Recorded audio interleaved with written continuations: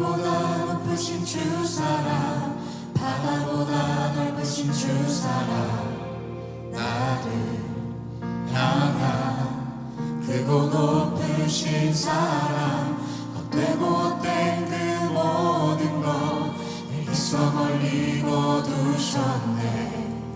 나의 수치 잘되었네. 하늘보다 높으신 주 사랑, 바다보다 넓으신 주 사랑, 나를 향한 크고 높으신 사랑, 헛되고 헛된 그 모든 것 내게서 멀리 거두셨네. 나의 수치 찬양되었네. 영원히 감사드리니 주님의 은혜, 날 찾아주신 그 사랑, 오 주님 내 전부 사랑해요 경배해요. 나 주 위에 살림 영원토록 신실하신 주 사랑을 전하리. 하늘보다 높으신 주 사랑, 바다보다 넓으신 주 사랑, 나를 향한 크고 높으신 사랑, 헛되고 헛된 그 모든 것 내게서 멀리 거두셨네. 나의 수치 찬양되었네. 영원히 감사드리니 주님의 은혜, 날 찾아주신 그 사랑, 오 주님 내 전부 사랑해요 경배해요. 나 주 위에 살림 영원토록 신실하신 주 사랑. 다시 한번 영원히 감사드리니 영원히 감사드리니 주님의 은혜, 날 찾아주신 그 사랑, 오 주님 내 전부 사랑해요 경배해요. 나 주 위에 살림 영원토록 신실하신 주 사랑을 전하리.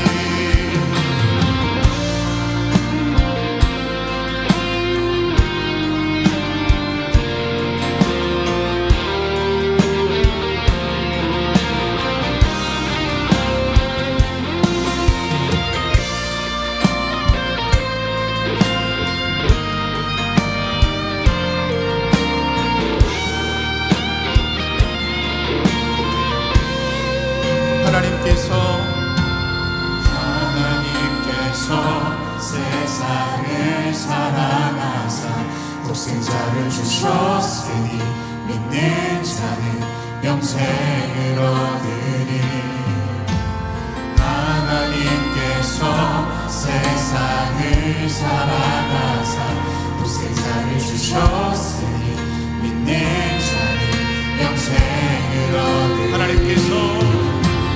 하나님께서 세상을 사랑하사 독생자를 주셨으니 믿는 자는 우리 주의 말씀을 함께 고백합시다. 하나님께서 세상을 사랑하사 독생자를 주셨으니 믿는 자는 영생을 얻으리. 나 믿네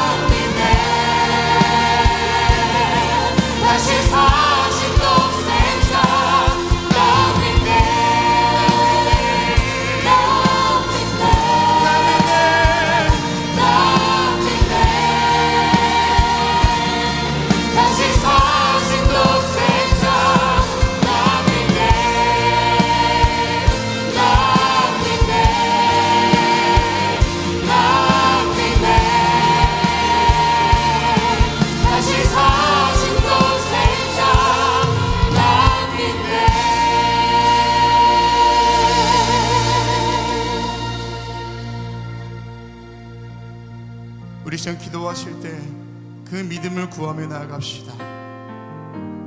하나님께 세상을 사랑하셔서 우리를 위해 독생자를 보내주셨다라는 그 이야기가 나의 믿음의 고백될 수 있도록, 내가 걸어가는 인생길 가운데 이 진리의 말씀이 믿어지는 은혜가 있게 하여 주십시오. 우리 그 마음을 주님께 드리면서 우리 가운데 부어줄 주님의 그 은혜와 그 믿음을 구하며 다 함께 통성으로 기도하겠습니다. 하나님, 주님께서 이 시간도 함께 해주셔서 우리의 모든 걸어가는 삶 가운데에 나를 향한 주님의 그 사랑을 우리가 깨달으며 그 믿음으로 고백하며 그렇게 살아갈 수 있는 은혜가 있도록 인도하여 주시옵소서. 아버지를 말로만 듣던 것이 아니라 내 인생 가운데 찾아오셔서 역사하시는 그 주님을 발견할 수 있도록 인도하여 주시며 그 주님의 그 친밀하심과 그 놀라운 사랑을 우리가 믿음으로 고백하며 살아갈 수 있도록 인도하여 주시옵소서. 나와 상관없는 이야기가 아니라 나를 향한 사랑의 이야기 될 수 있도록 인도하여 주시옵시고, 다른 사람을 위한 아버지를 사랑이 아니라 나를 사랑하신 주님의 사랑인 것을 고백할 수 있도록 인도하여 주시옵소서. 시마다 때마다 걸어가는 모든 인생길 가운데 그 믿음의 고백이 우리 가운데 있기를 원합니다. 그 주님의 그 사랑이 믿어지기를 간절히 원합니다. 이 시간 주님께서 함께 해주셔서 나의 믿음 없음을 긍휼히 여겨주시옵시고, 찾아오셔서 역사하시는 그 주님의 은혜를 고백할 수 있는 시간 될 수 있도록 인도하여 주시옵소서. 아버지, 이 시간 우리 마음을 들어 주님을 고백하며 나아갑니다. 오늘 이 시간 주님께서 함께 해주셔서 내 영이 깨어주는 고백하게 해주시옵시고, 내 마음이 깨어주는 고백할 수 있게 해주시고, 나의 입술 열어주시고 나를 찾아오신 주님의 그 사랑을 높이 나갈 수 있도록 인도하여 주시옵소서. 성령 하나님 곳에 임재해 주시고 여러분의 마음 가운데 기름 부어주시고 주만 높이 나갈 수 있도록 인도하여 주시옵소서. 영원히 감사드리니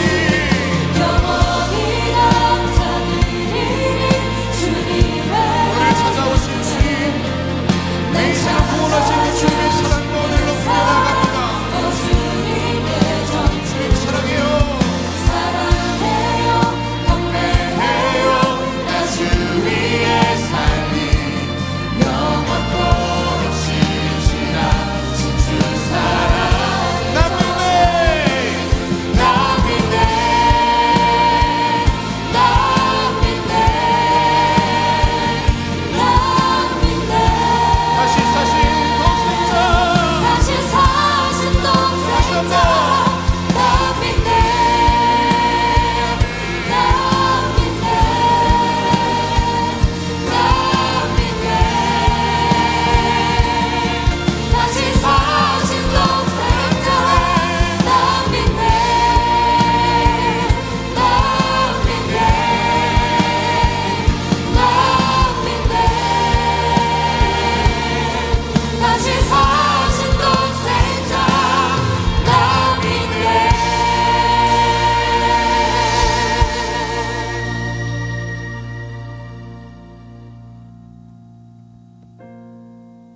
우리의 믿음 없음을 책망하지 않으시고 다시금 찾아오셔서 주님의 사랑을 보여주시사 다시금 그 믿음 가져 걸어갈 수 있도록 인도하신 것 감사를 드립니다. 오늘 예배를 통해서 그 안에 주시는 참된 평강과 쉼을 누리게 하여 주시고, 분주한 삶 속에서도 영적 여유를 잃지 않는 마음의 은혜를 더하여 주시옵소서. 상처의 골은 깊고 갈등의 벽이 높을지라도 비교할 수 없는 주님의 사랑과 그 은혜가 우리 가운데 있음 믿고 끝까지 나아가는 믿음의 결단이 오늘 예배 가운데 있게 하여 주시옵소서. 우리 함께 하시는 예수님의 이름으로 기도합니다. 아멘.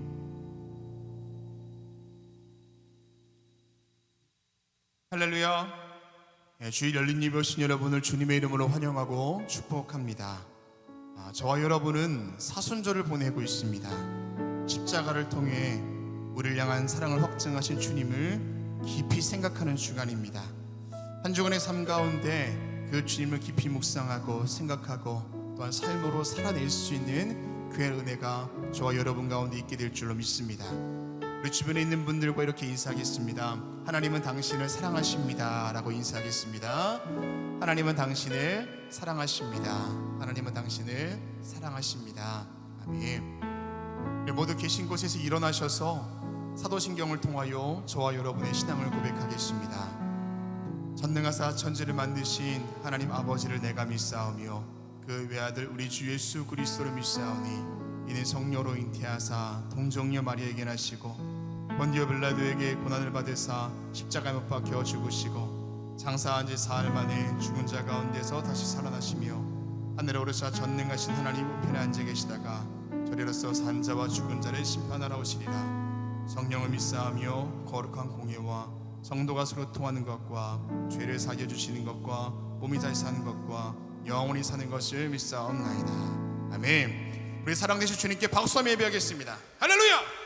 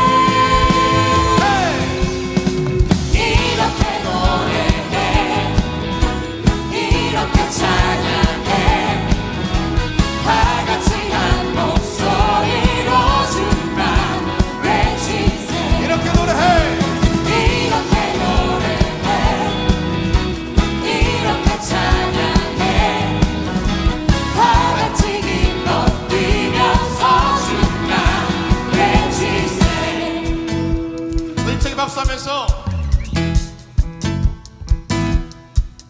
우리 구원하시고 우리 살리신 그 주님을 높이며 나아갑시다. 할렐루야. 이렇게 노래해. 이렇게 노래해 이렇게 찬양해 다 같이 한 목소리로 주만 외치세. 이렇게 노래해 이렇게 찬양해 다 같이 기뻐 뛰면서 주만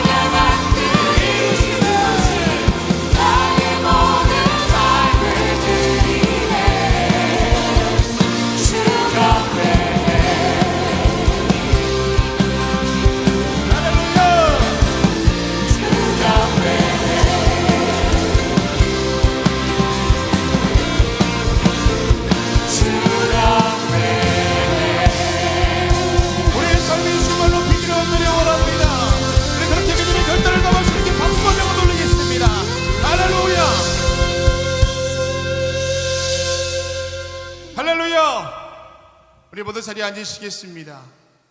우리 옆에 있는 분과 이렇게 인사하겠습니다. 우리의 삶이 주님 안에 있습니다 라고 고백하겠습니다. 우리의 삶이 주님 안에 있습니다. 아멘.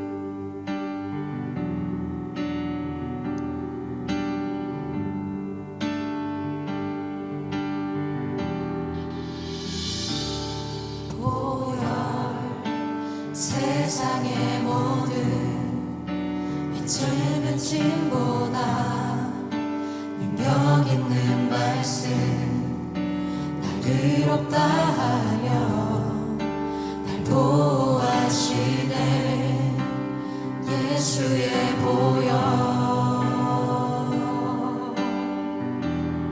다시 한번 보혈 세상의 모든 헛되는 신보다 능력 있는 말씀 날 의롭다 하며 날 보호하시네 예수의 보혈.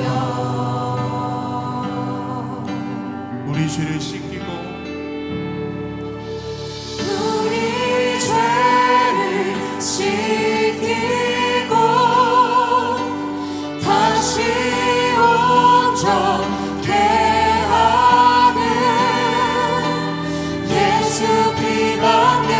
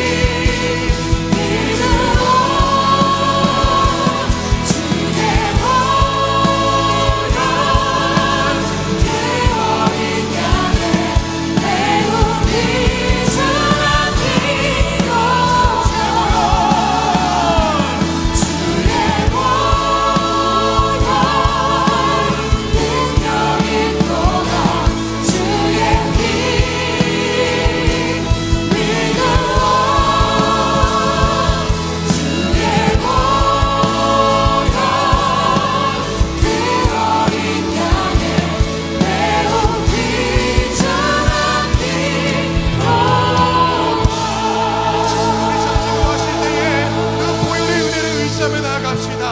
하나님 이 시간도 우리 주홍 같은 모든 죄를 맑게 씻어주시고 나의 모든 허물과 상처를 다 주의 보혈로 덮어주시옵소서. 우리 그렇게 사모하신 분들 손을 높이 들고 다 함께 동성으로 기도하겠습니다. 하나님 이 시간도 주님께서 함께해 주시옵소서. 주의 보혈의 능력에 우리가 의지하며 나아갑니다. 내 모든 죄를 맑게 씻어주시옵시고 내 모든 상처와 허물을 주님께서 덮어주시사 다시 정결케 하여 주시고 주님께 나아가게 하시는 그 주님만을 의지할 수 있도록 인도하여 주시옵소서. 내가 다른 것을 의지하지 아니하고 나와 함께 하신 나를 살리시기 원하시는 나를 위해 떠나서 죽으시며 나를 위해 부활하시고 다시 약속하신 그 은혜를 삼아며 나아가오니 그 보혈의 능력과 은혜로서 우리 가운데 함께하여 주시옵시고 우리 가운데 기름 부어 주시옵소서. 나의 믿음 없음을 용서하여 주시옵시고 내 모든 죄 가운데 있음에도 불구하고 인정하지 못했던 나의 트라우마를 주님 용서하여 주시옵소서. 다시 나를 십자가 앞에 세워주시사 그 주님의 은혜 때문에 내가 살아있음을 고백할 수 있게 하여 주시옵시고 나와 함께하여 주님의 그 은혜로 말미암아 오늘도 말씀 가운데 구할 수 있게 감동을 더하여 주시옵소서. 아버지 이 시간에 주님께서 우리가 함께하신 것을 내가 믿습니다. 우리 모든 신념 가운데 함께하여 주시고 내 모든 인생 가운데 함께하여 주시며 내 영과 육 가운데 주님께서 기름 부으시사 나 다시 한번 주님의 입장을 나아갈 수 있도록 인도하여 주시옵소서. 십자가에 가까이 갈 수 있도록 함께하여 주시옵시고 내가 정결케 하시는 그 주님의 은혜를 사모할 수 있도록 오늘 이 시간도 주님께서 함께하여 주시옵소서.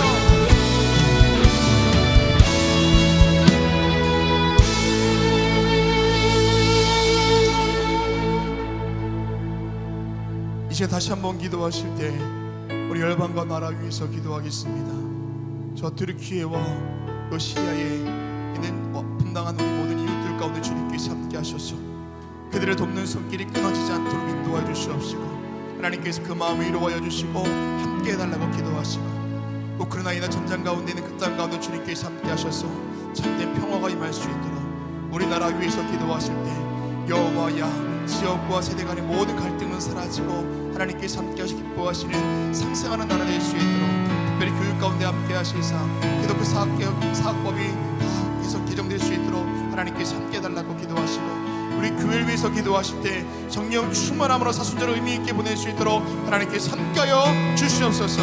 우리 열방과 이 나라와 우리 교회를 위해서 다시 한번 기도하시겠습니다.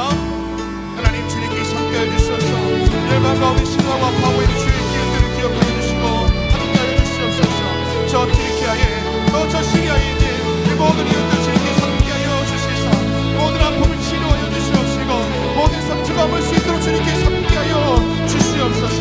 하루 속히 한번 회복될 수 있도록 인도하여 주시며 복구되는 모든 과정 가운데 돕는 손길들이 끊이지 않도록 인도하여 주시옵소서. 특별히 안되어 있는 우리 계신교회 가운데 함께해 주시사 그 회복에 일으키하게 쓰임받을 수 있도록 그일까지 수축하여 주시옵시고 믿음의 사람이 낙심하지 않고 끝까지 기도할 수 있도록 인도하여 주시옵소서. 저 우크라이나의 전쟁 아픔 가운데 주인이 그들도 기억하여 주시사 전쟁을 멈추게 하여 주시옵소서. 주님께 주신 참된 평화만이 그 땅 가운데 있도록 인도하여 주시고 모든 불안과 염려와 공포들을 사라질 수 있도록 은혜를 넣어 주시옵소서. 우리 교회와 함께 하시는 주님 우리 교회가 성령 충만함으로 함께 삶을 감당할 수 있도록 인도하여 주시며 그들 삶을 붙들고 나아갈 수 있게 하여 주시옵소서. 그래도 말씀 가운데 말씀하시며 일삼아 나아갑니다. 오늘 이 시간도 주님께서 함께해 주시옵시고 우리 가운데 말씀하여 주시옵소서. 이 성령의 임재가 우리 가운데 있도록 인도하여 주시며 말씀을 통하여 깨달아지게 하여 주시옵시고 삶으로 살아낼 수 있는 그 은혜가 오늘 새 복될 줄 믿사오니 주님께서 함께하여 주시옵소서. 주님의 그 능력과 은혜를 사모하며 하늘들이 머물러 있습니다. 나의 필요한 은혜를 채워주시옵시고 하나님께서 함께하여 주시옵소서.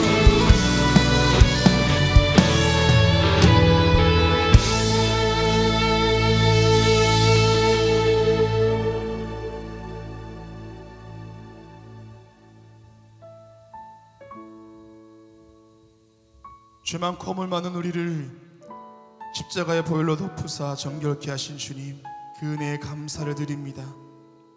사순절을 보내고 있는 우리에게 십자가의 사랑과 은혜를 부어주사 거룩한 성도의 삶 살게 하여 주시옵소서. 강진의 아픔을 딛고 일어서고 있는 튀르키예와 시리아 백성들에게 큰 힘을 더하여 주시옵소서.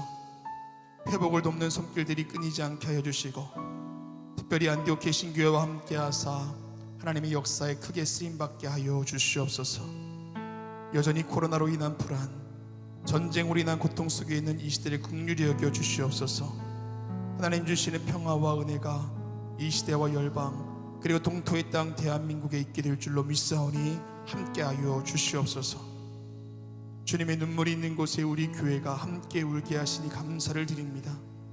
광림에 속한 모든 성도들이 우리 교회에 주신 사명 한 마음으로 감당케 하여 주시고 사랑과 선행으로 위로하고 격려하는 믿음의 선한 공동체 되게 하여 주시옵소서. 오늘 담임 목사님을 통하여 진리의 말씀 듣게 될 때에 맛을 잃은 삶이 아니라 본래의 맛을 되찾는 영적 회복이 있는 시간 되게 하여 주시옵소서. 예수 그리스도의 이름으로 기도합니다. 아멘. 오늘 성경 말씀은 빌립보서 3장 7절에서 12절까지입니다. 그러나 무엇이든지 내게 유익하던 것을 내가 그리스도를 위하여 다 해로 여길 뿐더러 또한 모든 것을 해로 여김은 내 주 그리스도 예수를 아는 지식이 가장 고상하기 때문이라. 내가 그를 위하여 모든 것을 잃어버리고 배설물로 여김은 그리스도를 얻고 그 안에서 발견되려 함이니 내가 가진 의의는 율법에서 난 것이 아니요 오직 그리스도를 믿음으로 말미암은 것이니 곧 믿음으로 하나님께로부터 난 의라. 내가 그리스도와 그 부활의 권능과 그 고난의 참여함을 알고자 하여 그의 죽으심을 본받아 어떻게 해서든지 죽은 자 가운데서 부활에 이르려 하노니 내가 이미 얻었다 함도 아니요 온전히 이루었다 함도 아니라 오직 내가 그리스도 예수께 잡힌 바 된 그것을 잡으려고 달려가노라. 아멘. 이제 더접박 과외 찬양 후에 담임 목사님 나오셔서 가장 고상한 지식을 소유한 사람들 이란 제목으로 말씀 선포해 주시겠습니다.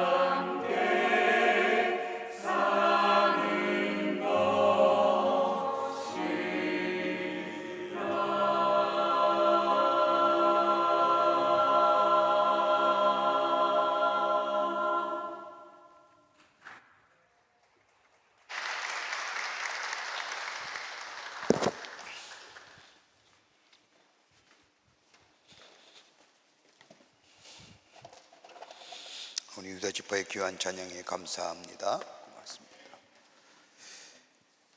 지금 우리가 살고 있는 시대를 여러 가지 말로 정의할 수 있지만 가장 많이 듣는 시대적 정의가 있다고 한다면 지식 정보 사회라는 겁니다. 여러분 동의하실 줄 압니다. 또 가장 많이 듣는 이야기 지식 정보에 관한 이야기입니다. 지식과 정보로 대변되는 사회가 지금 우리가 살고 있는 사회의 모습입니다. 이 지식 정보의 사회도 시대에 따라서 이렇게 어드밴스한다고 할까요? 발전한 것 같습니다. 얼마 전만 해도 생성형 인공지능 시대 속에 살았다고 한다면 이제는 생성형 인공지능 시대가 아니라 만능 인공지능 속의 시대 속에 삽니다. 대표적으로 챗봇이라고 하는 데이터베이스가 운영이 되면서 단순히 생성형이 아니라 만능 인공지능 속에 산다고 합니다. 근데 여러분 우리가 갖고 있는 지식 또 정보를 얻기 위해서 참 많이 노력합니다. 이렇게 얻어진 지식을 우리가 단순히 지식으로라고 얘기하지 않고 좀 굳이 분류해서 얘기했다 보면 세 가지의 것으로 분류할 수가 있습니다. 하나는 일상적인 지식입니다. 배워서 습득되어지는 지식입니다. 배우고 가지고 있는 지식, 여러분 이런 지식들은 머리로 생각하는 것들입니다. 세월이 지나오면서 검증되고 실증되어진 지식, 이런 지식을 습득하여 얻어지는 것을 가리켜서 일상의 지식이라고 이야기합니다. 또 하나 지식이 있다고 한다면 관찰적 지식입니다. 다 알 수는 없지만 그렇다고 해서 다 설명할 수 있는 것도 아닙니다. 그냥 있는 대로 깊이 관찰하는 겁니다. 여러분 우리 생명 같은 거겠죠. 여러분 생명의 신비 이렇게 특별한 지식을 가지고 검증하고 이야기 못하는 지식일 겁니다. 낮에 3부 예배 때 세례 예식을 했는데 이화 세례를 했는데 오늘따라 오는 아이들이 참 많았습니다. 목사가 무서운가 봅니다. 이쯤 되면 안 되는데 말입니다. 그런데 그 아이가 자라서 어른이 되는 모습을 보면 여러분 우리가 설명할 수 있을까요? 딱히 어떻게 저렇게 잘할까? 그리고 나이가 들어서 왜 사람은 늙을까? 여러분 지식적으로 정보적으로 얻을 수 있을까요? 아니죠. 관찰해야만이 얻어지는 지식입니다. 관찰적 지식입니다. 또 하나의 지식이 있다고 한다면 체험적 지식을 말합니다. 체험되어지고 경험되어지어 습득되어진 지식, 여러분 이것처럼 강한 지식 없습니다.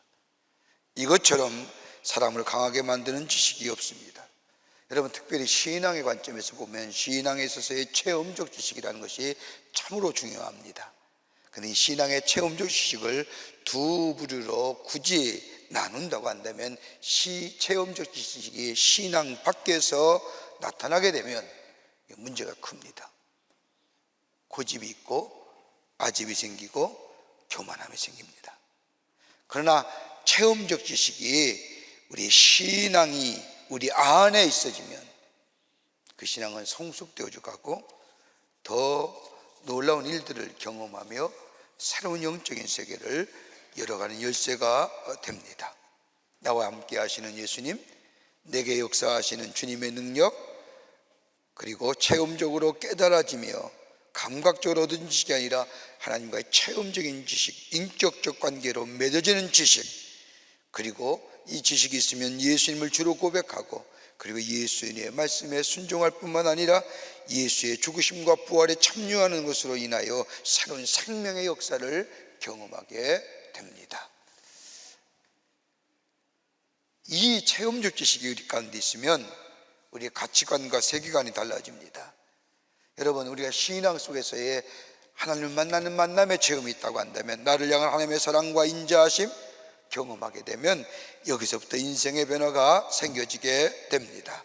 가치관이 달라지고 세계관이 달라지고 보는 관점의 변화를 가질 뿐만 아니라 이 보는 관점이 세상의 잣대와 세상의 가치 기준이 아니라 예수 그리스도 중심의 가치로 변해지는 역사를 경험하게 됩니다. 이런 거겠죠.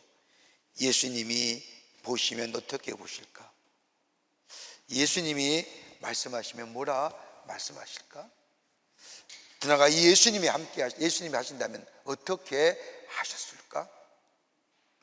이 그리스도 중심의 가치관으로, 관점으로 변하게 됩니다. 이 체험적 지식이 우리 가운데 있게 되면 참된 자유를 누리고, 이 자유가 기쁨과 감격에 넘치는 인생으로 살아가게 합니다.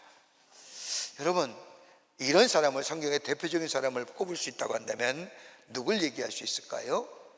오늘 본문 말씀을 영감으로 쓴 바울입니다. 여러분, 바울 가만히 보십시오. 그는 체험이 많았던 사람입니다. 가지고 있던 것들도 많았던 사람입니다. 습득되어지고 얻어지어지고 물려받은 것 다 가졌던 이 바울이 오늘 성경 말씀에 보면 내가 예수 그리스도를 만난 후에 내가 다 배설물로 여겼다고 말하고 있습니다. 그게 바로 3장 8절의 말씀이죠. 내가 그를 위하여 모든 것을 잃어버리고 배설물로 여기면 그가 뭐예요? 예수 그리스도를 위하여 다 잃어버리고, 내가 가졌고 내가 습득되어지고 내가 얻었던 것들, 내가 물려받은 것들을 다 배설물로 여기면 예수 그리스도를 얻고 그 안에서 나를 발견하게 함이라고 얘기합니다. 여러분, 무엇 버렸다는 걸까요? 내가 그를 위하여, 예수를 위하여 다 잃어버렸다고 얘기합니다. 잃어버리라는 것이 타이어에서 잃어버리는 게 아니라 스스로 버려진 겁니다. 뭘 잃어버렸다고 얘기할까요? 그 말씀을 좀 더 우리가 이해하려고 하면 3장 5절의 말씀에 보면 바울이 잃어버렸던 것들을 얘기합니다. 그 첫 번째가 뭐냐 하면 나는 구별된 사람이라고 하는 선민의 사상을 버렸다는 겁니다. 여러분, 이스라엘 사람들은 구약의 전통대로 낳은 지 8일 만에 할례를 받습니다. 할례의 의미는 다른 것이 아니라 나는 아브라함의 후손이요 더 나아가 하나님으로부터 선택받은 사람이라는 선민 사상의 기초가 되는 것이 할례입니다. 다른 말로 하면 난 순수한 이스라엘 사람이야. 이거 버렸다는 거예요. 하나만 버린 게 아니라 또 다음에 나옵니다. 하나님의 축복받은 야곱의 자손이라는 것을 버렸다는 겁니다. 여러분, 이스라엘 족속이 것이 지니고 있는 함축적 의미는 하나님의 축복을 받은 야곱의 자손이라고 하는 혈통적 우월감입니다. 우리들 뭐 요즘에 얘기하는 로얄 패밀리 얘기하는데 바울은 이 혈통적 우월감을 버렸다는 거예요. 또 하나 있다고 한다면 왕족의 혈통을 버렸다는 겁니다. 여러분, 베냐민 지파 사람이라고 얘기하지 않습니까? 베냐민 지파가 어떤 지파입니까? 여러분, 베냐민 지파란 말은 사랑받는 자라고 하는 의미가 담겨져 있는 말입니다.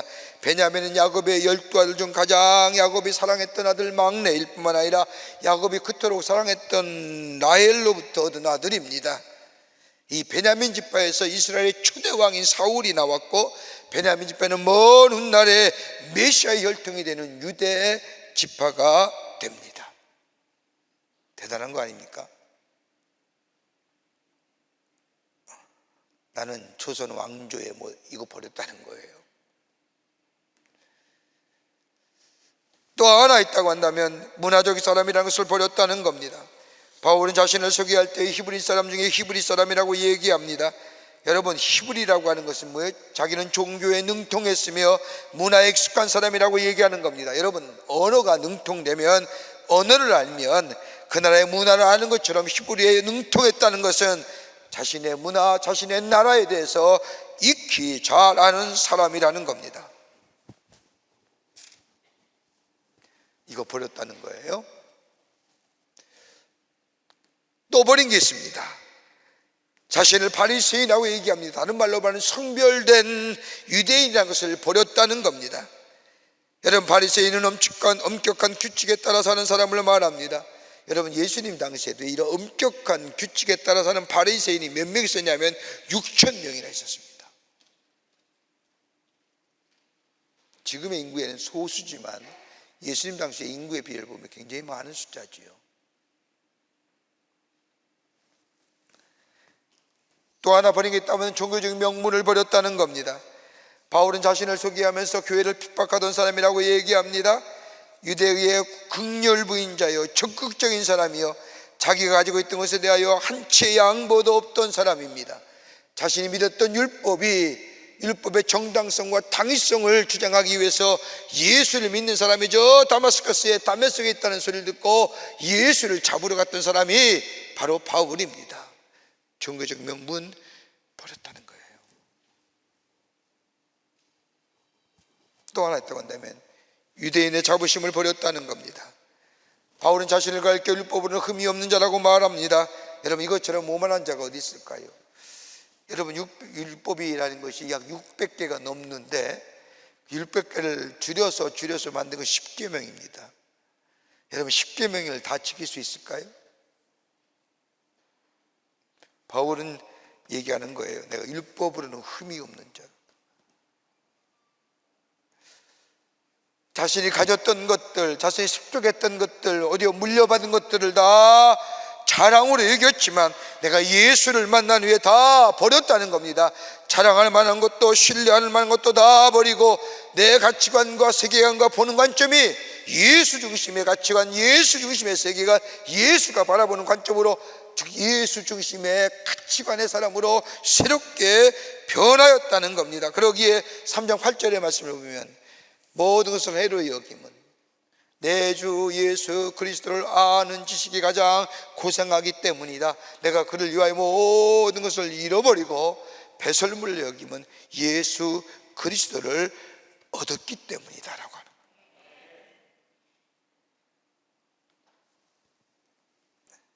여러분, 우리가 삶 속에 무엇인가 소유하려고 하면 하나 버려야 돼요. 포기할 줄 알아야 돼요. 여러분, 두 개 다 포기하지 않고 갖는 것은 참 어려운 일이에요.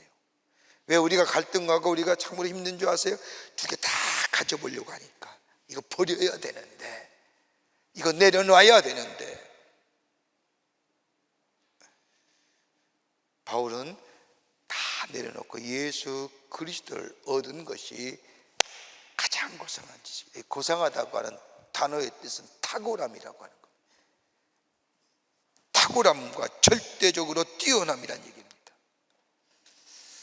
어떻게, 뭘 버렸기에, 그리고 얻은 것이 무엇이기에 내가 가장 고상한 절대적이고 탁월하고도 뛰어난 것을 소유한 자가 되었는가? 본문의 말씀을 통해서 함께 말씀을 나누고 은혜 받기를 원합니다. 첫째는, 오늘은 예수 그리스도를 아는 지식이 가장 고상한 지식이라고 얘기합니다. 여기서 말하는 이 고상한 지식이라고 하는 것은 예수 그리스도를 체험했다는 겁니다. 체험된 지식. 오늘 8절의 말씀을 보면 내가 예수 그리스도라는 지식이 가장 고상함이라고 얘기합니다. 바울은 여기에 그치지 않고 내가 그를 위하여 모든 것을 잃어버리고 배설물 여김은 예수 그리스도를 얻었다고 말합니다. 예수를 아는 지식, 체험된 지식, 이건 논리적이고 추상적인 지식이 아니라 굳이 정의한다고 하면 역사적이며 경험적인 지식입니다. 여기서 안다는 것은 예수 그리스도와의 인격적인 만남을 얘기합니다. 인격과 인격의 만남입니다. 체험되어지는 겁니다. 여러분, 사랑한다는 것이 포옹에서만 해소되는 것도 아니고 손과 손을 잡아서 알아지는 것도 아닙니다. 사랑이 귀하다고 해도 그 사랑을 알지 못하면 그 사랑은 아무 의미가 없듯이 사랑이란 체험되어지며 경험되어지며 느껴져야 그것이 사랑인 줄 알고 그때야 비로소 고맙고 감사하고 그리고 인격 대 인격이 통해지는 겁니다. 이게 안다는 겁니다. 여러분, 누가복음 15장의 말씀을 보세요. 우리가 잘 알고 있는 탕자의 비유가 나옵니다. 아버지의 자산을 가지고 탕진하여 대지에 주업 열매로 배를 채우다가 아버지의 품으로 돌아오는 이야기입니다. 용서할 수 없는 아들이지요. 아버지의 재산을 다 써버린 아들. 그러나 탕자가 아버지에 돌아왔을 때만 해도 그는 자기가 누구인지를 알지 못합니다. 자기 인식이 없습니다. 그러나 집으로 돌아올 때에 자기는 스스로 어떻게 생각했느냐? 나는 무능한 사람이요, 배반자요, 하늘과 아버지께 죄를 지은 사람이요, 용서받을 수밖에 없는 죄인이라고 말합니다. 그러나 이 아들을 맞이한 아버지는 그를 영접하며 반지를 끼워서 자색 옷을 입히고 손을 잡아 잔치를 베풀고 그리고 기뻐합니다. 이러한 모습을 본 탕자, 비로소 아버지의 사랑을 체험하지요. 깨닫게 됩니다. 그리고 내 자신이 누구인가를 알게 됩니다. 소중한 존재, 아버지의 사랑을 받고 보니 그 사랑이 나를 새롭게 하고 그 사랑이 나를 새로운 존재 있고 가치 있는 존재로 만들어줍니다.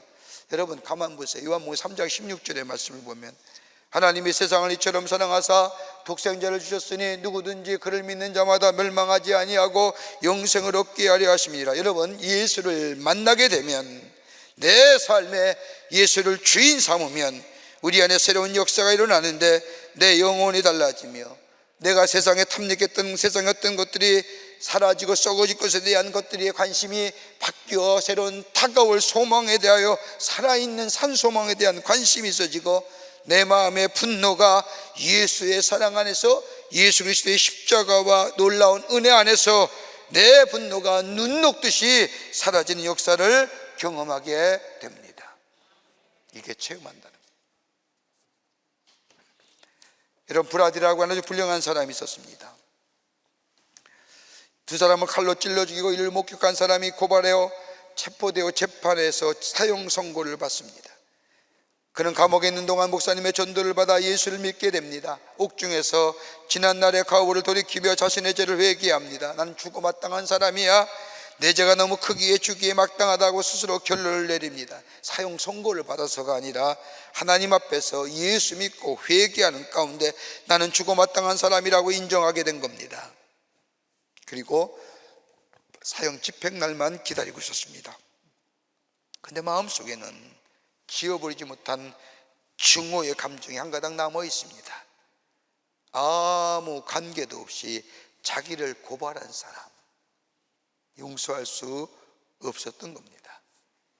그 사람만 아니었더라면 내 신세가 이렇게까지는 되지 않았을 터인데, 기도하고 회개하면서 자꾸만 이 세상이 스물스물 올라오는 겁니다. 사형 집행하기 전날 자신을 전도했던 목사님이 브라디를 찾아옵니다. 목사님은 그에게 말합니다. 형제여, 나는 어떤 사람을 몹시 미워하고 있었습니다. 아무리 용서하려고 해도 용서할 수가 없습니다. 아무리 기도해도 그 사람을 용서할 수가 없습니다. 이렇게 말하자 이 브라디가, 목사님 무슨 말씀입니까? 용서에 무슨 조건이 있습니까? 무조건 용서해야지요. 그러자 이 목사님은 브라디의 손을 덥석 잡더니 떨리는 음성으로 말합니다. 형제요, 나는 이제 당신을 용서합니다. 당신이 내 사랑하는 동생을 죽였습니다. 아무런 이유도 없이. 내가 아무리 당신을 용서하려고 해도 용서할 수 없었는데 당신을 만나고 내가 비로소 당신을 용서할 수 있겠습니다. 이 말을 들은 이 브라디는 충격적이었습니다. 그리고 얼마나 정죄결론 위에 입을 열어 얘기합니다. 대단히 미안합니다. 저를 용서해 주십시오. 이제는 저도 나를 고발한 그 사람을 용서하게 되었습니다 라고 말하였다는 겁니다. 체험된다는 것, 안다는 겁니다.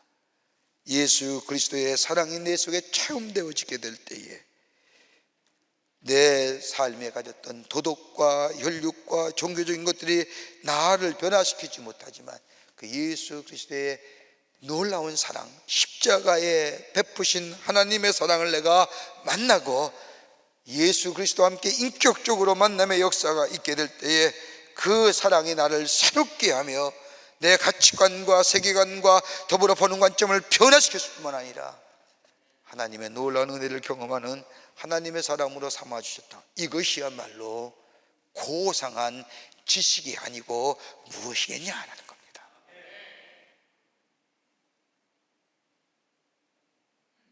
두 번째는요, 가장 고상한 지식은 그리스도를 얻는 것이라고 말합니다. 소유하는 겁니다. 얻는다는 것은 예수님을 소유한다는 겁니다. 아는 것, 즉 경험되어지는 것, 체험되는 것으로 끝나는 것이 아니라 예수님이 내 안에 계시고 그가 내 안에 있고 내가 그 안에 있음으로 서로 연합하고 교통함의 관계, 예수님이 나의 삶의 주인 되시고 내 모든 것을 책임져 주신다는 놀라운 고백의 연장선상에서 살아가는 인생, 여러분 이 삶에는 예수의 능력과 역사하심이 나의 삶에 넘쳐날 뿐만 아니라 예수의 능력이 나의 능력이 되고 내가 하는 일이 예수께서 하시는 일이 된다는 고백입니다. 여러분 로마서 요한복음 1장 12절의 말씀을 보면 영접하는 자, 그 이름을 믿는 자들에게는 하나님의 자녀가 되는 권세를 주셨다고 말합니다. 예수를 영접하면요 두 가지 권세가 있어요. 하나는 뭐예요? 하나님 자녀가 되는 권세, 특권. 또 하나 있다고 한다면 하나님의 나라의 권세입니다. 여러분 하나님의 자녀가 누린 특권이 뭘까요? 우리 안에 구원이 있습니다. 더 나아가 구원을 인하여 영원한 생명을 얻습니다.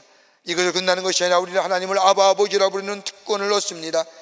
그리고 아바 아버지를 부를 뿐만 아니라 하나님의 보좌에 나아가 기도하는 사람이 됩니다.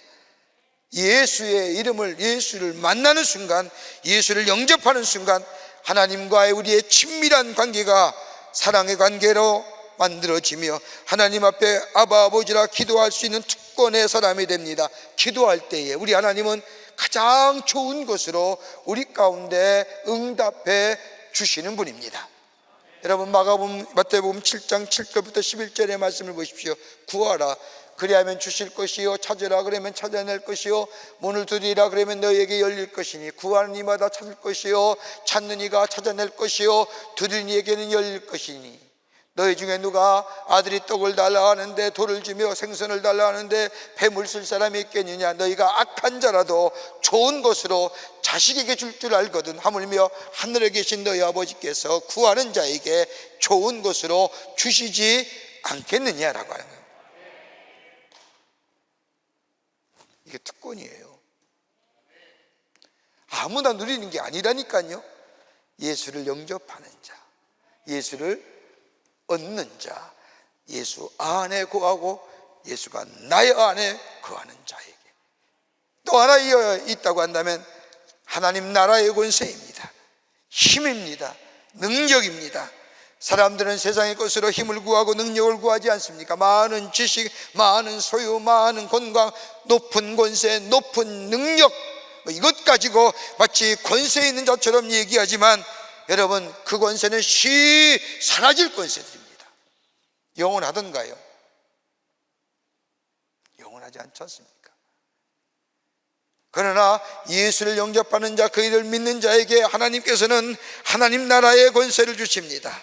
이 권세는 내 마음속에 강건함과 더불어 나는 홀로 있는 자가 아니라 함께 하시는 주님과 더불어 내 삶 속에 어려움과 역경과 두려움과 곤고함을 이기게 하신다는 겁니다. 여러분 가만 보세요. 세상의 것들은 사라질까 두렵잖아요. 여러분 우리 시대에 지금 시대에 가장 많이 걸리는 질병이 하나 있습니다. 감기 바이러스 이거 빼고요. 턱하면 뭐예요? 공황장애라고. 여러분 친구들 중에 주변에도 공황장애 많을 겁니다. 턱하면 공황장애라고. 여러분 공황장애가 어떤 거예요? 두려움 때문에 그런 거예요. 불안함 때문에. 그러나 내 가진 것에 대하여 두려움과 불안하지는 않을까? 그것 때문에. 그래서 병원에 가서 혹시 두려움과 불안함 때문에 내 것에 사라짐에 툭하면 공황장애 약 먹잖아요. 예수 믿는 사람도 그래요. 예수 믿는 사람 가운데 그래요. 여러분 내 보이지 않는 두려움, 여러분 이것이 우리의 삶 속에 밀려오게 되면 아무것도 못하게 되죠. 꼼짝 못하게 만듭니다. 그러면 예수 안에 있는 사람은, 예수를 소유한 사람은 어때? 이거 넘어서는 거예요. 예수가 함께 계시니 시험이 오나 겁 없네. 예수가 함께 계시니 두려움이 없나 겁 없네. 우리가 고백하는 찬송처럼 예수가 우리와 함께 계시고 예수가 내 안에 계시면 내 안에 두려움과 염려와 걱정과 불안의 것들이 사라지는 역사. 내가 이기려는 것이 아니라 예수가 나와 함께 계시기 때문입니다. 여러분 2차 세계대전 때에 전쟁에서 나간 전쟁에 나가 죽은 청년의 수가 30만이라고 합니다. 그런데 여러분 놀라운 사실은 아들과 남편을 전쟁에 보내고 불안과 근심과 염려 가운데 심장병으로 죽은 부인이 약 100만 명이랍니다. 여러분, 이길 수 있을까요? 여러분, 한 통계에 의하면 우리가 걱정하고 염려하고 불안해하는 것 가운데 40%는 과거의 것이며 50%는 미래의 것이며 현재의 것은 10%밖에 안 된답니다. 우리 마음속에 불안과 염려가 있는 것 분명히 있습니다. 그런데 어떻게 이길 수 있느냐? 여러분, 남북전쟁과 노예해방전쟁에 있었던 에브라함 링컨 같은 경우 인간의 보편적인 자유와 진리를 위해 전쟁했던 이 에브라함 링컨의 어려움이 많았다고 합니다. 근데 그럴 때마다 두려움과 염려와 불안함이 찾아올 때마다 에브라함 링컨이 읽었던 성경 말씀이 시편 34편 4절의 말씀이랍니다. 내가 여호와께 간구하매 내게 응답하셨고 내 모든 두려움에서 나를 건지시켰다. 얼마나 이 성경 말씀을 읽고 또 읽고 했는지, 그가 죽었을 때에 그의 성경책에 시편 34편 4절의 말씀에 얼마나 그 말씀을 짚고 읽었는지 그 성경책에 손가락에 자국이 묻어났다는 거예요.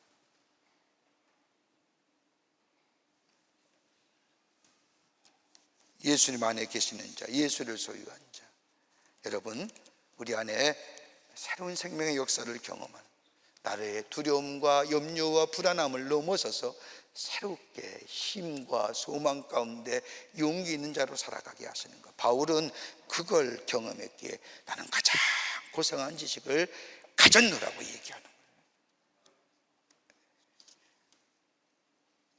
또 하나 있습니다. 바울이 예수를 아는 것, 예수를 얻는 것 가장 고상한 지식에 또 한 가지가 있다고 하면 예수 안에서 새로워진다는 것, 새로워짐의 역사입니다. 여러분, 그리스도가 발견된다는 것이 어떤 의미일까요? 3장 9절의 말씀을 보면 그 안에서 발견되려 함이니 내가 가진 의는 율법에서 난 것이 아니요 오직 그리스도를 믿음으로 말미암은 것이니 곧 믿음으로 하나님께 난 의라. 여러분, 이걸 좀 더 쉽게 이야기하려고 하면 앞장의 말씀인 빌립보서 4장 4절의 말씀을 좀 알아야 됩니다. 바울이 뭘 버렸느냐? 자신의 걸은 길을 쭉 설명합니다. 8일 만에 할례를 받고 이스라엘 족속이요 베냐민 지파요 히브리인 중에 히브리요, 이렇게 말하면 자신은 순수한 이스라엘 혈통이라는 겁니다. 더 나아가 율법으로 신봉하던 자입니다. 당시에 최고의 지성이라고 하는 가말리엘 문화에서 학문과 철학과 수학을 공부한 사람입니다. 그러기에 그의 배움이 어디서 나타나느냐? 저 아테네라고 하는 아테네에 가서 저 아레오바고라고 하는 저 아테네 도시에서 저 아리스토텔레스 학파와 더불어 플라톤의 철학을 영향을 받은 사람과 함께 하나님에 대해서 논할 때 그의 수사학과 그의 논리가, 그의 철학이 빛을 발합니다. 하나도 뒤질 게 없습니다. 저들이 받아들이지 못하지 바울처럼 하나님을 일목요연하게 정리하여 증명한 사람이 없었습니다.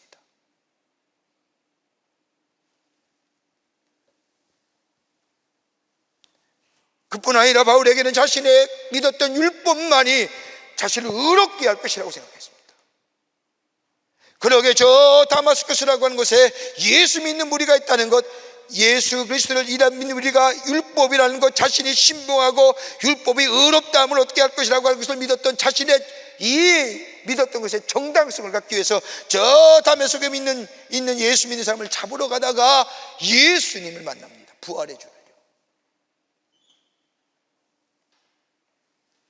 그리고 예수 그리스도를 구원해 주러 영접합니다. 예수 그리스도의 십자가와 더불어 예수의 부활을 받아들므로 자신이 추구했던 율법을 통한 의로움이 이것은 아니구나 라고 깨닫게 합니다. 그러기에 오늘 고백처럼 바울은 내가 그리스도를 위하여 다 해로 여길 뿐더러 얘기합니다. 여러분, 바울이 얘기하는 의가 어떤 의예요?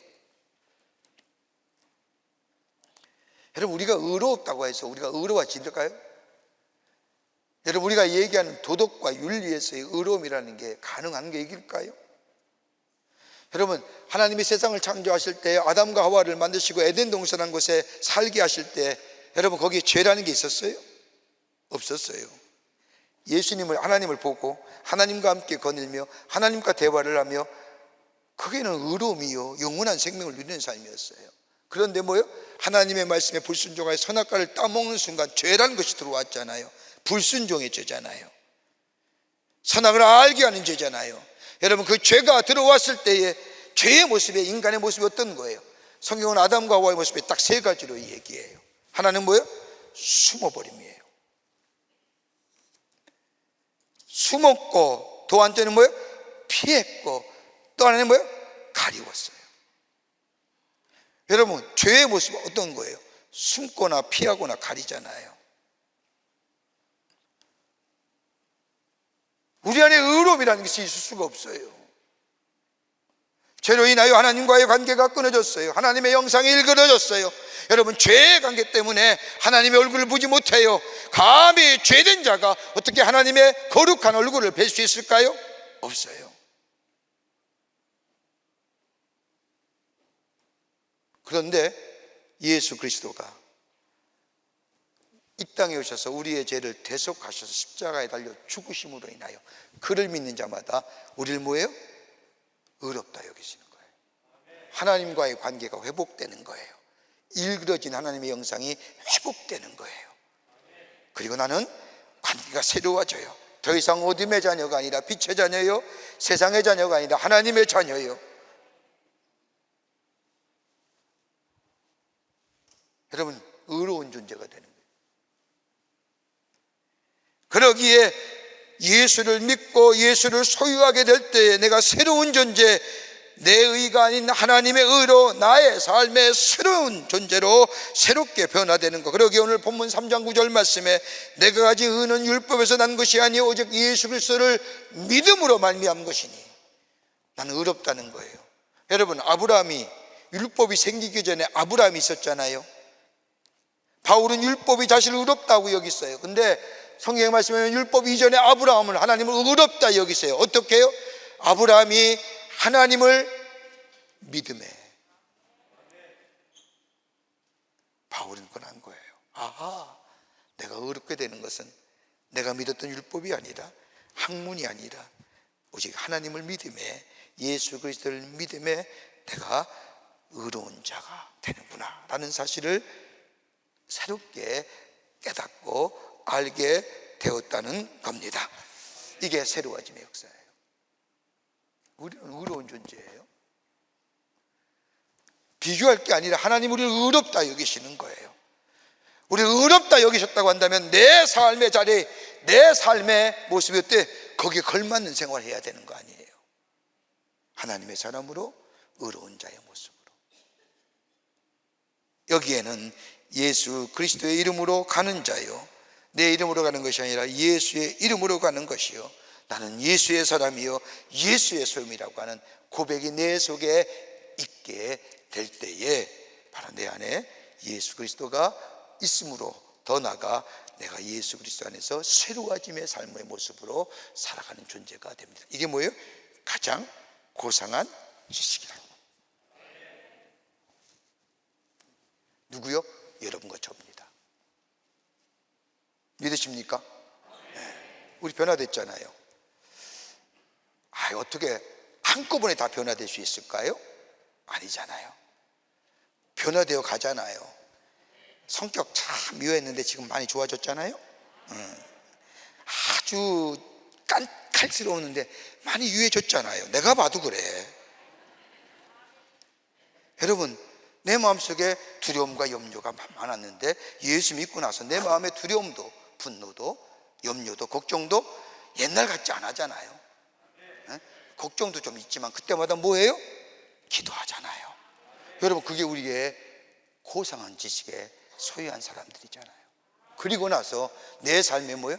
난 예수의 사람이요, 난 하나님의 사람이요, 난 그리스도인이요, 내가 얘기하잖아요. 옛날에는 예수 믿는다고 하면 쭈빗쭈빗하고 대답도 못했는데 이제 내가 예수 믿는다고 얘기하잖아요. 나 교회 다닌다고 얘기하잖아요. 우리가 다 고상한 지식에 소유한 사람들이에요. 예수를 만나고 예수가 내 안에 계시고 내가 예수 안에 있을 뿐만 아니라 그로 인하여 매일매일 새로워지는 인생, 이 고상한 지식을 가진 사람으로 내 안에 계시는 예수 그리스도를 증거하며 이 땅에 복음의 역사를 놓아가는 여러분과 저와 되시기를 주의 이름으로 축원합니다. 하나님 감사합니다. 저희들 주께서 사랑해 주셔서 하나님의 사람 되게 해주심에 감사합니다. 주의 말씀 따라 사는 저희 되게 하시고 내 안에 매일매일 예수가 계시고 예수를 만나고 예수가 인하여 변화되고 새로워짐의 역사를 통하여 내 속에 역사하시는 예수 그리스도를 증거하는 저희가 되게 하여 주시옵소서. 성령이 도우시고 인도해 주실 줄 믿으며 예수님의 이름으로 기도하옵나이다. 아멘. 오늘 우리에게 처음 나오신 분이 계시면 함께 축복하고 환영하겠습니다. 새 가족은 되지 않았지만 처음 나오신 분이 계시면 함께 환영하겠습니다. 우리 주변에 있는 분들 바라보시면서 함께 마음을 담아서 우리 손을 쭉 뻗으시고 함께 축복하겠습니다. 너는 그리스도의 향기라. 너는 그리스도의 향기라. 너는 그리스도의 편지라. 하나님 앞에서 그리스도의 향기니 너를 통해 생명이 흘러가리. 멀리 바라보시면서 너를 통해 생명이 흘러가리. 우리가 서로가 서로의 결을 격려하면서 함께 사랑의 박수하겠습니다. 교회 소식 몇 가지 알려드리겠습니다. 트리니티 성경 공부가 지난 주간에 개강이 됐습니다. 이번 주까지 등록을 받는데 성경 공부는 꼭 하셔야 됩니다. 근자에 와서 한국 교회가 참 어려운 것이 있다고 한다면 말씀의 공부가 사라졌다는 겁니다. 하나님의 말씀은 우리의 빛이 되며 등불이 됩니다. 그 불은 가까운 데 보는 것이고 빛은 멀게 보는 겁니다. 등불과 빛이 된다는 것은 뭐예요? 가깝고 멀게 바라보게 하신다는 거지요. 말씀의 공부 꼭 참여하시기를 바랍니다. 이번 주까지 등록을 받고 그리고 다음 주 오전 10시부터는 속회 지도자 교육이 있는데 속회 지도 되시는 분들 꼭 참석하시기를 바랍니다. 나사렛 성전에서 오전 10시에 있습니다. 사순절을 보내고 있습니다. 예수님의 고난과 십자가의 죽음을 깊게 묵상하는 시간입니다. 부활주일 전날까지 이루어지는데 부활절이 4월 8일 주일입니다. 40일 동안 예수 그리스도의 고난과 십자가의 죽음을 깊게 묵상하며 주님 앞에 더 가까이 가는 귀한 시간, 갈보리 기도해야 합니다. 갈보리가 예수 그리스도가 십자가에 달려 돌아가신 곳이죠. 그래서 새벽 5시는 베델 성전에서 6시는 나사렛 성전에서 갈보리 기도회 있습니다. 여러분 많이들 참여하시기를 바랍니다. 2023년도 중보 기도자 임명 예배가 3월 16일 오전 10시에 대예배실에서 있겠습니다. 오늘 강단미하는 27교구의 정화훈 장로님 가정에서 부모님의 3주기를 추모하며 장식해 주셨습니다. 그 밖에 선교구와 교식, 교구 소식, 선교회 모임들 보시고 여러분 다 참여해 주시기를 바랍니다. 결혼하실 가정이 있습니다. 축하해 주시고요. 지난 한 주간에 어려움을 당한 가정들이 계십니다. 만나실 때에 하늘의 소망으로 위로하여 주시기를 바랍니다. 저는 지난 주간에 여러분이 기도해 주셔서 화요일날 성경 공부를 다 마치고 밤 비행기를 타고 터키에를 다녀왔습니다. 2박 4일 여정입니다. 비행기에서 하룻밤씩 자고 안디옥과 이스탄불에서 1박씩 갖고 왔습니다만은 2월 6일 날 저희가 안디옥 교회를 가려고 했는데 지진을 위해서 가지 못해서 교회가 무너졌다는 소식을 듣고 가봐야 되는데 하며 기도하던 중에 장로님들과 함께 급한 일정으로 다녀왔습니다. 여러분 안디옥 교회, 안디옥의 지역이 몇 명이 살면 16만 명이 삽니다. 적은 도시가 아닙니다. 고대의 역사가 있는 도시입니다. 역사에 의하면 세계적으로 마세 도시, 미개의 도시의 3대 도시 가운데 하나입니다. 근데 거기 우리 교회가 2000년 전에 교회를 세웠는데 이번 지진으로 무너졌습니다. 그리고 16만이 되는 안디옥에 있는 그 지역의 사람들이 다 아다네와 메르신이라는 곳으로 소개가 되어 친척을 찾아서 거주지로 옮겨 살았습니다. 그래서 아다네를 통해서 이제 안디옥에 들어가는데, 안디옥에 들어가려면 아다네에서 큰 산맥을 하나 넘어야 되는데, 산맥을 넘자마자 안디옥에 초입이 되면서 정말로 보기 힘든 광경들을 봅니다. 지진으로 해서 건물이 무너지고 기울어지고 반파되고 자동차가 부서지고 하는 그 건물들을, 그 모습을 쭉 보면서 초입서부터 당혹스럽기가 그지없었습니다. 근데 안디옥에 들어가 보니까 제가 10년 전에 갔던 곳인데 10년 전과는 다르게 90%가 다 무너졌습니다. 여러분, 지진에 있어서 가장 무서운 게 뭔지 아세요? 뭐 집이 무너지고 벽돌이 이게 아니라 샌드위치로 푹 가라앉는 겁니다. 가라앉으면 안에 있는 사람은 압사하거나 매몰되는 겁니다. 이렇게 해서 죽은 사람이 지진으로 46,000명입니다. 우리 교회도 그대로 무너졌습니다.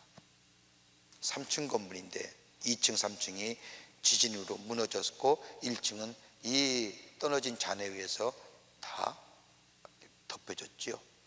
근데 그 시간이 몇 분이냐면 2분입니다. 그리고 16만 명의 사람들이 다 전기와 물이 끊기는 바람에 이웃 도시로 다 산계에서 삽니다. 저녁에는 유령의 도시고 밤에는 유령의 도시고 낮에는 쓰던 가전제품을 가지려고 하는 사람들이 오고 가는 것밖에 없습니다. 다 가서 교회를 보니까 가슴이 무너지는 것 같고요. 교회가 여기 있다고 한다면 교회를 중심으로 해서 보는 곳에 교회가 정면에 있다고 한다면 왼편에 도총이 3분의 1 반파되고요. 왼쪽에는 상가와 오른쪽은 도총인데 도총은 반파되고 왼쪽에 있는 상가와 주택가는 다 무너졌습니다. 정교회 교회도 무너지고 이슬람을 있는 모스크 사원도 무너지고 개신교회도 무너지고,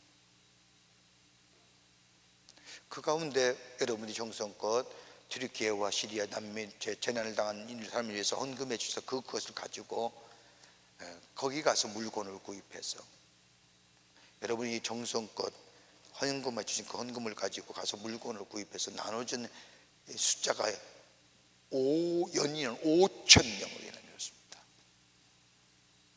저도 지난 주간에 가서 여러분 난민도 재난을 당한 사람도 튀르키예, 터키인과 더불어 시리아 쪽에서 넘은 시리아 구분되어 있습니다. 시리아에서 넘은 이 재난을 당한 사람은 열악하고, 튀르키예 지금 터키에 사는 사람의 원주 주민들은 나라의 정부 도움을 받아서 나름대로 그래도 텐트라도 좀 큰 텐트에 그래도 바람을 좀 막는 텐트에 살지만, 시리아 나라 없는 난민들이 재난을 겪는 어려움은 뭐예요? 저들이 있는 텐트촌에 가면 중국 재난,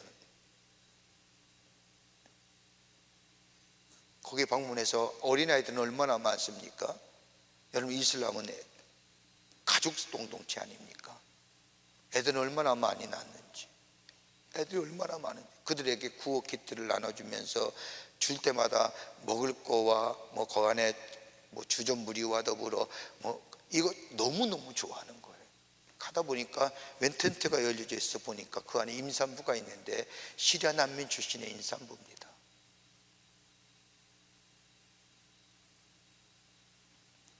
배는 남산만 하고 굴러져서 잘 거동도 못하는 그에게 그 성인 어른용 구호 키트를 주니 고맙다고. 그렇게 해서 도와준 사람이 5,000명입니다. 그뿐 아니라 가서 우리 안디옥 광림교회에 속했던 30가정, 그 30가정은 튀르키예, 터키의 사람들 20가정과 시리아 난민의 10가정입니다. 그 30가정을 다 불러다가, 올 수 있는 사람들 불러다가 예배를 드리고, 그 가운데 세례받은 사람이 7명이나 됩니다. 무슬림이 기독교를 개종해서 세례받는다는 게 쉬운 일일까요? 세례받는 것 그냥 예수 믿으십니까? 아멘, 이게 아닙니다. 내가 왜 예수를 믿고 왜 예수를 만나는지 자기가 간증해야 됩니다. 그리고 주변의 사람들이 증이 서야만이 세례 줄 수 있습니다. 7명이 다 나와 예수 만난 일을 얘기를 합니다. 곳곳에서 아멘 아멘 하지요. 증인이 내가 증인입니다, 내가 봤습니다. 그렇게 해서 세례를 받은 사람이 7명입니다. 7명이 세례를 받았습니다. 그리고 끝나고 여러분이 정성껏 헌금한 것 가져다가 가지고 가서 저들에게 생활비와 함께 구호금 또 구호 키트를 나눠주고 저녁을 정성껏 교회 이름으로 대접했습니다. 그리고 그랬더니 너무 감사하다고, 너무 고맙다고. 그리고 나서 그 다음날 이스탄불로 넘어와서 마침 거기에 대사님이 계시고 또 영사님이 계셔서 만나서 안디옥 교회 개신교회 세움에 대해서, 재건에 대해서 좀 나라적으로 신경을 써달라고 부탁을 합니다. 근데 그때에 누가 왔냐면 안티키아에서 우리 한국 전쟁에 참여한 참전용사회와 더불어 참전했던, 아버지가 참전했는데 그 아들이 이스탄불까지 찾아와서 저희를 만났습니다. 근데 그 참전용사회 회장님의, 이번 회장님의 가정은 이번 지신을 통해서 무려 36명의 가족을 잃었습니다. 위로한다는 얘기만 들어도 눈물을 흘리시더라고요. 그리고 한국의 자유와 평화를 위해서 이 땅에, 그 이영말 이 땅에 와서 전쟁을 치른 그 트리키의 군인의 아들, 그분들에게 여러분이 정성껏 감사를 표하고 또 위로하고 그리고 함께 기도하자고. 그래서 저희가 그 트리키 참전용사 회장은 무슬림입니다. 양해를 구했지요. 내가 믿는 하나님 앞에 당신을 위해서 기도할 터이니까 기도하자고. 그래서 기도해 줬습니다. 기도하고 나니 울컥했는지 우시더라고요.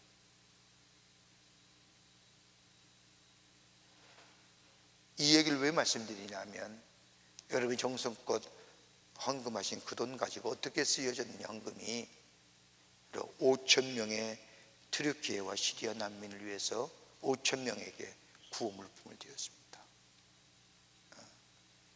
만날 줄 때마다 고맙다고, 감사하다는 인사를 현실하면서 고맙다고 한. 앞으로 교회가, 그 안디옥 도시가 새롭게 재건되고 교회가 세워지는 얼마만큼 시간에 걸릴지 모르지만 하나님이 분명히 교회를 세워주시고 저 초대교회 같이 그리스도의 나치감을 받는 신실한 사람들을 통해서 그리스도의 복음이 증거되는 날이 우리 가운데 올 줄 믿습니다. 이 일을 위해서 기도해 주시고 여러분의 관심을 부탁드립니다.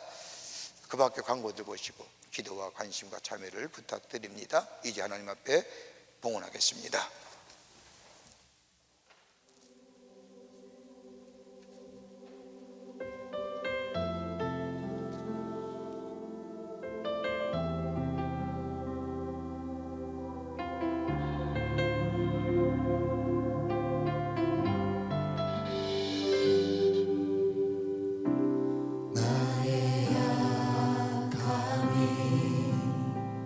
주 앞에 온전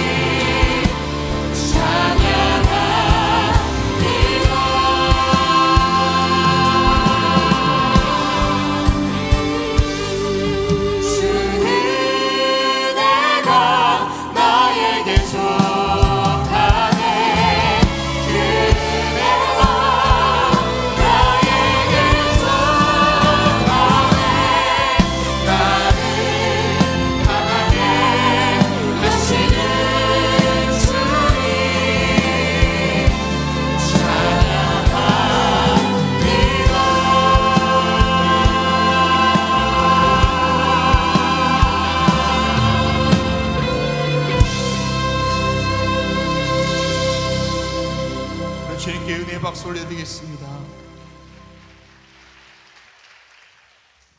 거룩한 주의 날, 저희들의 걸음을 하나님의 귀한 전에 오게 하여 주시고 우리의 마음과 정성을 모아서 예배하게 하심에 감사를 드립니다. 우리 예배를 기쁘게 받으시고 하늘 문을 여시사 하늘의 놀라운 은혜와 축복이 임하는 이 시간이 되게 하여 주시옵소서. 하나님 앞에 예배하며 귀한 예물 성별하여 주님 앞에 봉헌합니다. 저희들의 믿음과 정성을 주께 드려오니 받아주시고 하나님 나라의 귀하게 쓰임받는 예물 되게 하시며 이 예물이 쓰일 때마다 하나님의 나라의 복음이 널리 증거되며 주께로 돌아오는 자가 많아지는 예물로 주님 삼아 주시옵소서. 드린 손길마다 기억하시고 저들의 삶과 기업과 가정 위에 형용할 수 없는 하나님의 은혜와 축복이 임하게 하셔서 하나님의 살아계심이 증거되게 하여 주시옵소서. 아버지 하나님, 이 나라의 백성을 긍휼히 여겨주시며 이 땅의 어두운 것들이 다 물러가게 하시며 빛의 역사가 이 땅 위에 비춰지며 넘쳐나게 하여 주시옵소서. 지구촌 곳곳에 일어나는 아버지 전쟁의 포성 소리와 재난의 소리와 그리고 아버지 하나님의 분열과 다툼의 소리들이 다 물러가게 하여 주시며 포성의 소리 대신 샬롬의 소리가 울려 퍼지게 하시며 재난의 슬픔 소리, 아버지 슬픔과 아픔의 소리가 아버지 하며 변하여 새로운 용기와 희망의 소리로 변해지게 하여 주시며 나눔과 다툼이 변하여 평화와 공존의 시간이 긍정의 일들이 있어지게 주님 도와 주시옵소서. 저 북녘의 땅에 있는 우리의 사랑하는 동포들도 속히 구원해 주시고 저 땅에 새로운 구원의 역사와 더불어 평화의 역사가 이 땅에 평화적인 통일의 역사가 복음의 역사가 있어지게 도와 주시옵소서. 아버지 하나님, 이 시간에도 나라 위에 수고하는 우리의 장병들 기억하시고 저들의 수고가 헛되지 않도록 이 땅의 평화와 안전과 안보를 자유를 지켜 주시옵소서. 지금 우리 주 예수 그리스도의 크신 은혜와 하나님 아버지의 한량없으신 사랑하심과 성령님의 인도하심이 거룩한 주의 날 주의 전에 올라와 마음과 정성을 모아 예배하며 주신 말씀 가슴에 새기며 하나님 백성으로서 가장 고상한 지식에 가진 사람으로서 저 세상에 나가 예수를 증거하며 하나님의 살아계심을 증거하는 사로 새롭게 결단하며 성전에 물러서는 우리 모든 광림의 권속들 위해 주께서 지금으로부터 영원토록 함께 하시기를 간절히 축원하옵나이다. 아멘.